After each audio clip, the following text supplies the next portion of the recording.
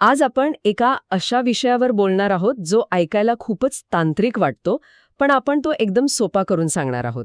आपण मायक्रोसॉफ्टच्या एका मोठ्या लर्निंग मॉड्यूलचा अभ्यास करणार आहोत, Azure मायग्रेशन डिझाइन. हो, म्हणजे सोप्या भाषेत सांगायचं तर एखाद्या कंपनीला आपलं सगळं डिजिटल सामान एका ठिकाणाहून उचलून मायक्रोसॉफ्टच्या क्लाउडवर कसं न्यायचं, याची ही संपूर्ण योजना आहे. आणि हे समजून घेण्यासाठी आपण टेलविन ट्रेडर्स नावाच्या एका काल्पनिक कंपनीची गोष्ट पाहूया. विचार करा, या कंपनीचं स्वतःचं एक मोठं डेटा सेंटर आहे, म्हणजे सर्व्हर आणि कॉम्प्युटरनी भरलेली एक मोठी इमारतच जणू. हो, पण आता त्यांना हे सगळं सामान, हा सगळा पसारा Azure क्लाउड नावाच्या एका हायटेक भाड्याच्या जागेत न्यायचा आहे.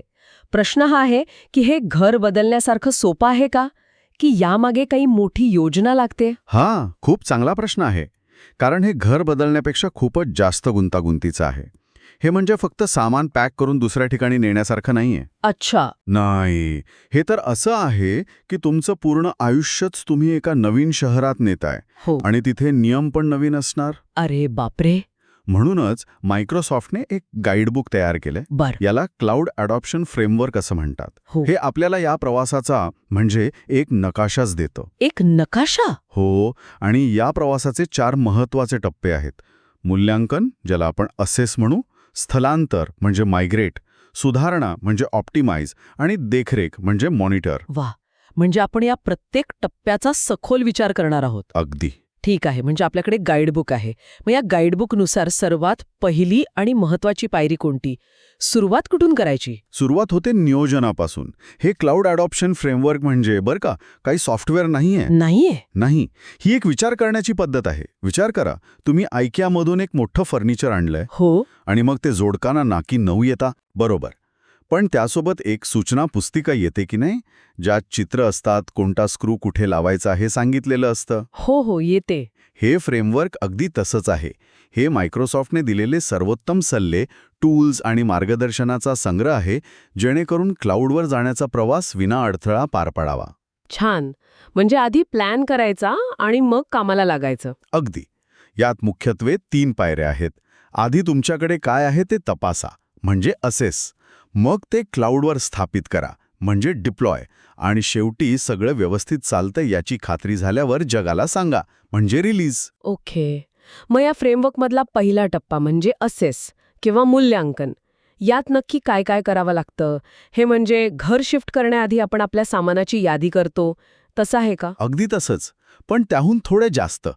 असेस टप्पा हा एका डिटेक्टिव्हच्या कामासारखा आहे की नाही? डिटेक्टिव्हच्या कामासारखा? कसा? म्हणजे तुमची कोणती ॲप्लिकेशन्स आहेत, ती एकमेकांशी कशी बोलतात, कोणता सर्व्हर तुमच्या व्यवसायासाठी सर्वात महत्त्वाचा आहे, हे सगळं शोधून काढणं गरजेचं आहे. कारण हे कळल्याशिवाय तुम्ही स्थलांतराचा प्लॅनच करू शकत नाही. पण हे डिटेक्टिव्हचं काम करणार कोण? म्हणजे यासाठी काही खास साधनं आहेत का? नक्कीच आहेत. यासाठी मायक्रोसॉफ्टचं एक जबरदस्त टूल आहे, Azure मायग्रेट. Azure migrate. हो, आणि या टूलची खरी ताकद आहे त्याच्या डिपेंडन्सी मॅपिंगमध्ये. डिपेंडन्सी मॅपिंग म्हणजे? म्हणजे ते फक्त तुमच्या सर्व्हरची यादी देत नाही, तर कोणता सर्व्हर कोणत्या डेटाबेसशी बोलतो, कोणत्या ॲप्लिकेशन कोणत्या दुसऱ्या सेवेवर अवलंबून आहे, याचं एक जाळं तयार करून दाखवतं. अरे वा. म्हणजे हे आपल्याला फक्त काय आहे हे नाही, तर ते कसं जोडलेलं आहे हेही सांगतं. अगदी. या मॅपिंगशिवाय मायग्रेशन करणे म्हणजे अंधारात बाण मारण्यासारखं आहे. हे खूपच महत्वाचं आहे. आणि इतकंच नाही, हे टूल एजंटलेस पद्धतीनेही काम करू शकतं. एजंटलेस म्हणजे प्रत्येक कॉम्प्युटरवर जाऊन काही इन्स्टॉल करायची गरज नाही. अजिबात नाही. जसा ड्रोन शहराचा नकाशा काढतो, तसं हे तुमच्या संपूर्ण सिस्टीमचा आढावा घेतं. आणि सर्वात महत्त्वाचं, काय? हे तुम्हाला क्लाउडवर गेल्यावर अंदाजे किती खर्च येईल याचा एक अंदाजही देतं. वा, म्हणजे बजेट ठरवायला पण मदत होते. हो. ठीक आहे, म्हणजे आपल्याकडे आपल्या सगळ्या डिजिटल सामानाची यादी आणि नकाशा तयार आहे. आता हे सामान न्यायचं कसं? याचेही काही प्रकार असतीलच ना? म्हणजे सगळं सामान एकाच ट्रकमध्ये भरायचं की काही गोष्टी वेगळ्या पद्धतीने न्यायच्या? तुम्ही अगदी योग्य मुद्दा पकडला आहे. इथेच मायग्रेशन स्ट्रॅटेजी किंवा स्थलांतराची रणनीती ठरवावी लागते. याच्या 4 मुख्य पद्धती आहेत, ज्यांना R फॅक्टर म्हणतात. R factor? हो. पहिली आणि सगळ्यात सोपी आहे रिहोस्ट, ज्याला लिफ्ट अँड शिफ्ट असंही म्हणतात. लिफ्ट अँड शिफ्ट नावावरूनच कळते. म्हणजे जुन्या घरातला टीव्ही जसाच्या तसा उचलून नवीन घरात नेऊन ठेवणे, काहीही बदल नाही आहे. अनेक कंपन्या वेळेच्या आणि बजेटच्या दबावाखाली हाच पर्याय निवडतात. पण यात काही धोका आहे का? म्हणजे याचे काही तोटे असतीलच ना? बरोबर. याचा सर्वात मोठा तोटा हा आहे की तुम्ही फक्त तुमचं जुनं घर नवीन ठिकाणी नेत आहात, पण तिथल्या स्मार्ट होम टेक्नॉलॉजीचा वापर करत नाही आहात. अच्छा. तुम्ही क्लाउडचे खरे फायदे, जसे की गरजेनुसार कमी जास्त होणारी क्षमता आणि कार्यक्षमता गमावता. मग दुसरा पर्याय काय? म्हणूनच दुसरा पर्याय आहे रिफॅक्टर. रिफॅक्टर. म्हणजे जुना टीव्ही नेणे, पण नवीन घराच्या सजावटीनुसार त्याला एका नवीन आधुनिक स्टँडवर ठेवणे. इथे आपण ॲप्लिकेशनमध्ये थोडे बदल करतो, जेणेकरून ते क्लाउडच्या काही सेवांचा, जसे की Azure SQL डेटाबेस, त्याचा फायदा घेऊ शकेल. आणि जर आपल्याला त्याहूनही मोठे बदल करायचे असतील तर, म्हणजे जुना टीव्ही आता कामाचाच राहिला नाही असं वाटत असेल तर? त्यासाठी पुढचे 2 पर्याय आहेत. तिसरा आहे रिआर्किटेक्ट. रिआर्किटेक्ट. म्हणजे जुना टीव्ही खूपच जुनाट झालाय, म्हणून त्याचे काही महत्त्वाचे भाग वापरून आणि काही नवीन भाग जोडून एक पूर्ण नवीन होम थिएटर सिस्टम तयार करणे. इथे आपण ॲप्लिकेशनची मूळ रचनाच बदलतो. अच्छा, मूळ रचनाच बदलायची. हो, जेणेकरून ते क्लाउडच्या क्षमतेचा पुरेपूर वापर करू शकेल. आणि सर्वात शेवटचा, सर्वात धाडसी पर्याय, तो कोणता? रिबिल्ड.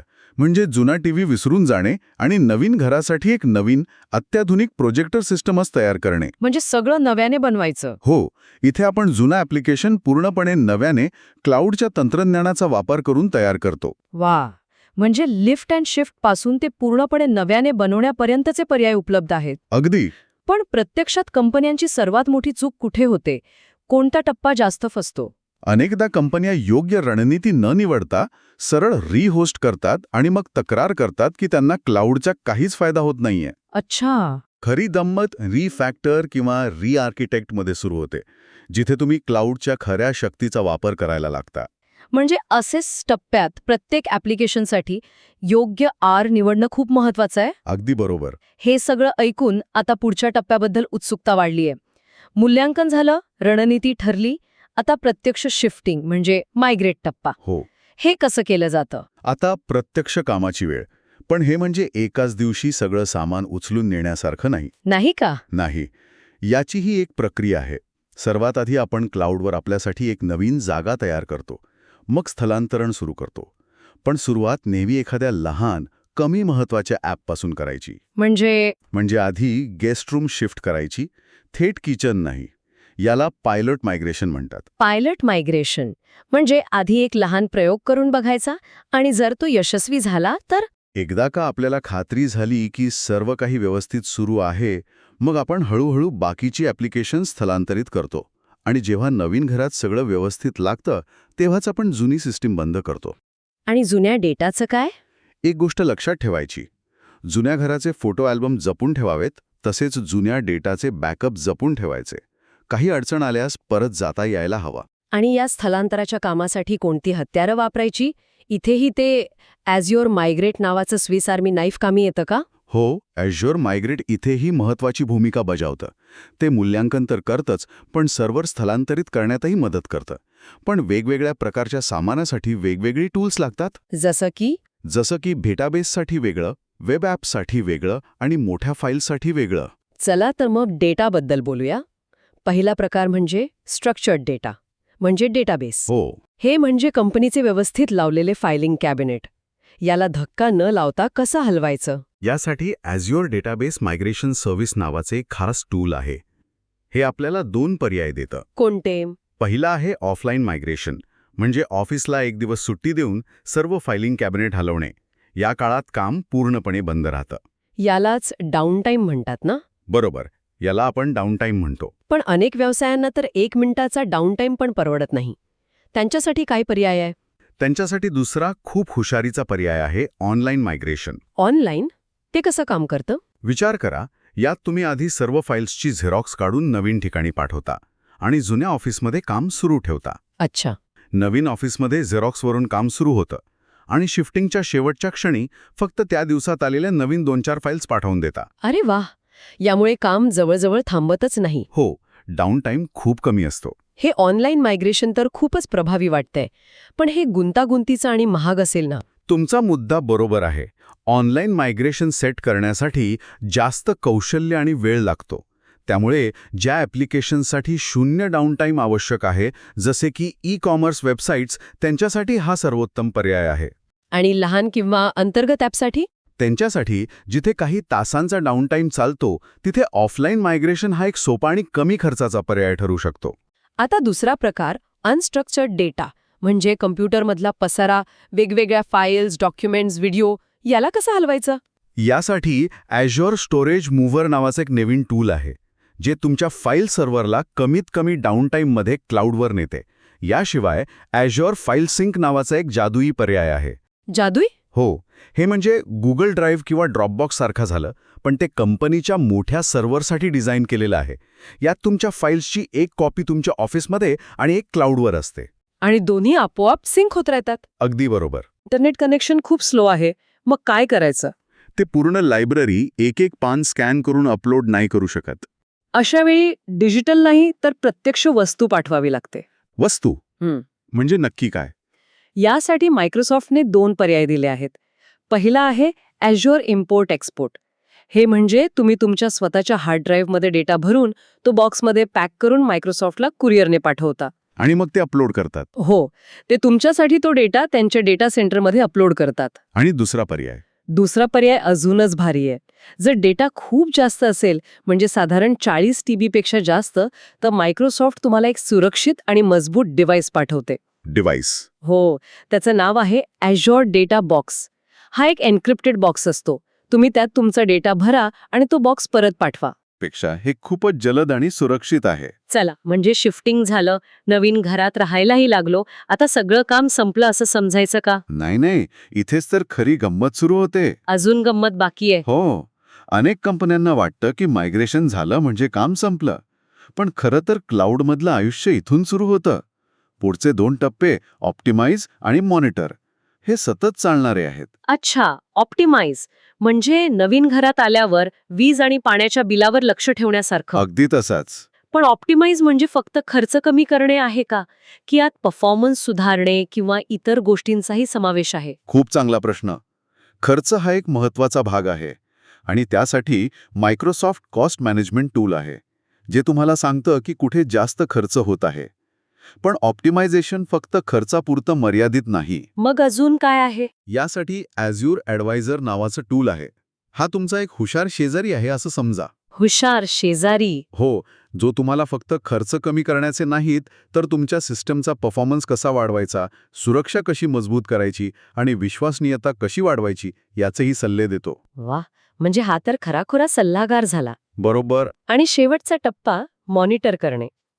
हे म्हणजे घरात स्मोक डिटेक्टर आणि CCTV कॅमेरे लावण्यासारखं आहे का? अगदी तसंच.